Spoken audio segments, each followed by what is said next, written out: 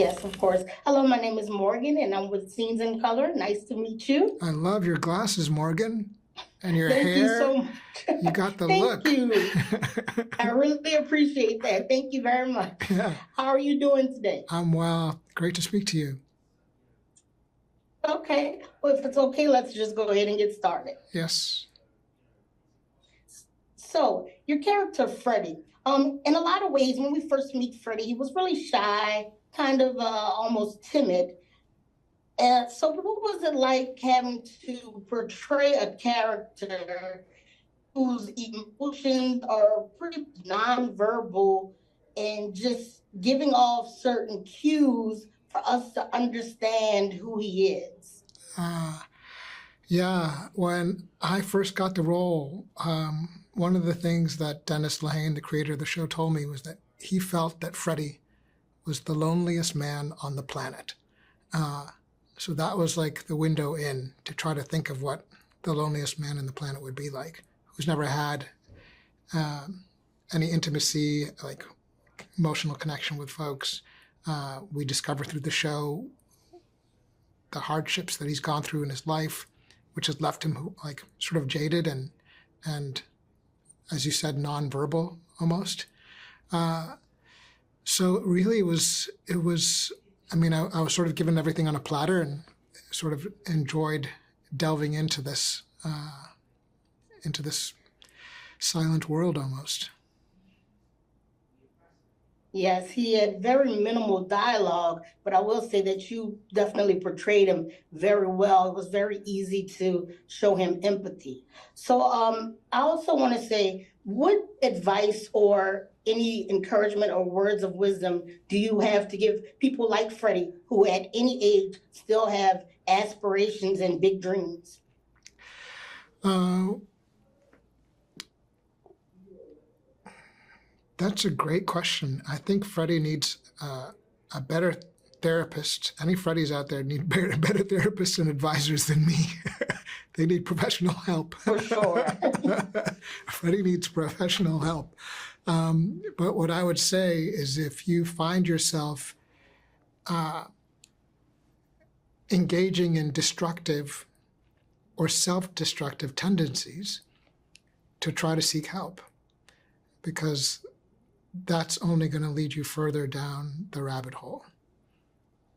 Yes, and I will say Smoke is really such a psychological thriller that all of these characters are very complex and they have sides that are very sinister, but you're also very easily relatable in different ways.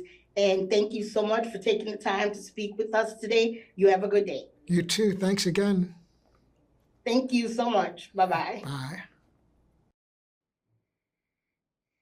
Hi, nice to meet you. And if it's okay, can we go ahead and just get started? Let's do it.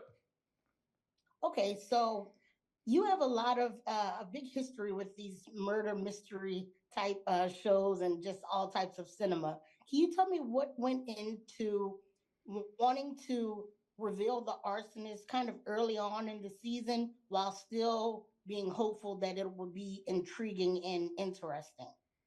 Oh, yeah. I didn't think the whole idea of who the arsonist was all that compelling. I thought we could get through that pretty quick. And then I thought what would be really interesting was to see all of these characters begin to collide and begin to ask yourself where is this story going to go? What are these people going to do? I mean, that I thought was far more compelling than audiences are really smart now. Viewers are really smart. They've seen a lot of TV. And so I knew that the idea of holding off that secret would be disastrous. I knew audiences would be pretty quick to pick up on it, today's audiences. Yes, very true. I definitely agree. Yeah. I think that's kind of a stock in trade. That's kind of what I do. I mean, I don't write really good guys or bad guys. I mean, I don't think. I tend to write people, I just tend to write very messed up people. That's kind of what I do. And so it's not just Dave Goodson who's messed up. It's Michelle Calderon who's messed up. It's poor Freddie who's messed up. It's, every single person in the show is pretty messed up. And I feel like, you know, we're in an age where there's just a lot of uncertainty.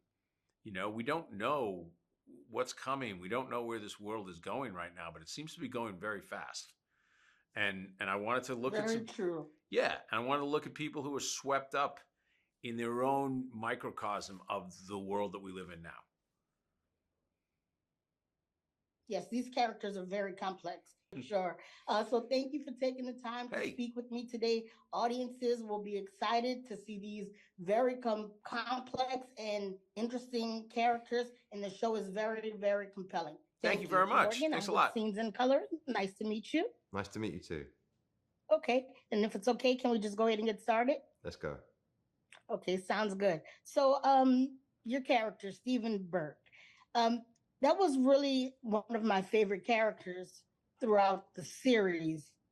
On one hand, he's this esteemed investigator, a leader, and someone who's really good at his job. And then on the other hand, he's this married guy who's getting all too personal with former trainees. So when you first received the script, what did you think about this character? I thought he was morally ambiguous, and as an actor, that's always a really interesting thing to portray because it's kind of identifiable. Like, we all think of ourselves as good people, but sometimes we do things that let ourselves down, and we make mistakes. And there's always the promise of tomorrow, and there's always the promise of like becoming a better person. And those are things that I can identify with. I mean, I'm not quite as bad as Stephen Burke, but you know, I've done things in my life that maybe I'm not proud of. And so I think that most of the audience have too. And I think that's why he's an identifiable character in a way, and hopefully fun to watch because, you know, he's ambiguous. Like most of the characters in this show, it's difficult to work out who to root for. And even those who you do root for, you sometimes might get surprised. So it's interesting, and it's full of these characters. And I had a real ball playing him. I really enjoyed it. Yes, 100%. Stephen was very relatable and he was complex. He could easily be part protagonist, but then on the other hand, you could kind of villainize him as well. And that was one thing that really made the series very compelling. I definitely agree. So, what is one thing you think audiences or viewers will take away from the series overall? I guess kind of warming to the theme that we were just talking about, in so much as it's not clear who's good and who's bad. And that, I think, from an audience's point of view, is really interesting to try and figure out. Now, also, we've got these really rich, morally ambiguous characters set in this deeply fascinating world of arson. So like the best TV shows, if you look at something like The Sopranos, it's the world of the mafia which pulls you in, which immediately goes, I'd like to hear about that. But then what keeps you there is the familial stories in there, because that's what's identifiable. So we're going to see that this is a show about arson, and that's pretty fascinating and affecting. But the thing that will keep us there, that will keep us watching, are the human relationships and stories which we as an audience find identifiable. And I think the best shows do that. And I think that this show does that really well. I think you've definitely said it all. Thank you so much for taking the time to speak with me today. Audiences are going to be really excited and entertained about this psychologically thrilling series. Thank you so much. Thank you so much, too. Thank you.